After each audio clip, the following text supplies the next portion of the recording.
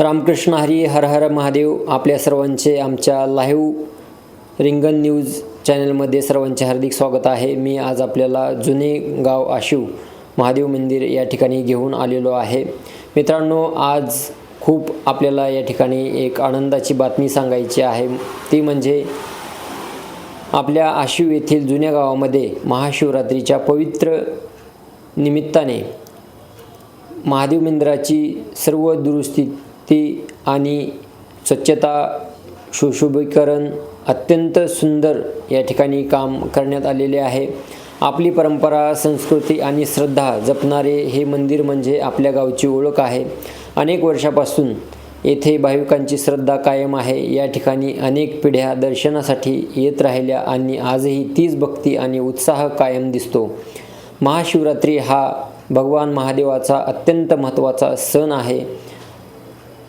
या दिवशी गावातील तरुण, ज्येष्ठ नागरिक, महिला आणि सेवेकरी सर्वजण एकत्र येऊन मंदिराची स्वच्छता करणे, रंगरंगोटी करणे, परिसर सुशोभित करणे आणि भक्तांसाठी चांगली व्यवस्था तयार करणे हे काम करतात. आपण सध्या जे दृश्य पाहत आहात ते म्हणजे सेवाभावाने काम करणारे गावकरी. कोणी झाडू मारत आहे, कोणी रंगकाम करत आहे, तर कोणी दगड, माती आणि इतर साहित्य नीट लावत आहे.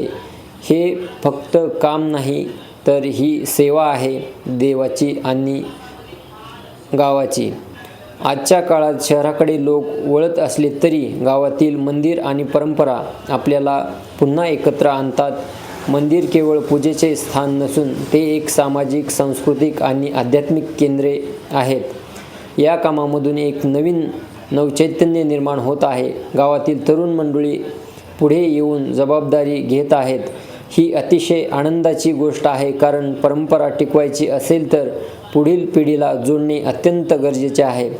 महादेव मंदिराची दुरुस्ती झाल्यानंतर मंदिराचा परिसर अधिक स्वच्छ, सुंदर आणि आकर्षक दिसत आहे. भाविकांना येथे येऊन अधिक समाधान आणि शांती अनुभवायला मिळेल. या कामामध्ये ज्यांनी श्रमदान केले, वेळ दिला, आर्थिक मदत केली आणि सर्व प्रकारचे योगदान दिले त्या सर्व ग्रामस्थांचे मनपूर्वक आभार. हे फक्त काम एका व्यक्तीचे नाही, तर संपूर्ण गावच्या एकतेचे प्रतीक आहे. मित्रांनो, आपली संस्कृती, आपली परंपरा आणि आपली श्रद्धा यामुळेच जिवंत राहते. आपण सर्वांनी मिळून अशाच चांगल्या कामांना नेहमी पाठिंबा द्यायला हवा.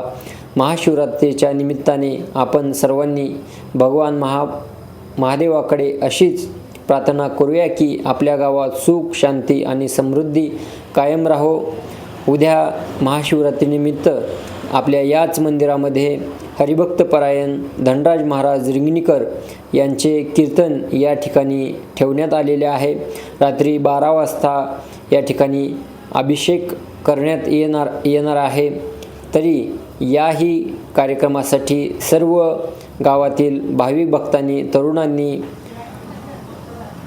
सर्वांनी या कार्यक्रमाचा अवश्य लाभ घ्यावा ही नम्र विनंती. पुनश्च एकदा सर्व श्रमदान केलेल्या असेच आपल्या गावातील भक्तांचे या ठिकाणी मी आभार मानतो. आपण आमच्या चॅनलला सबस्क्राईब केले नसेल तर चॅनलला सबस्क्राईब करा. धन्यवाद. हर हर महादेव.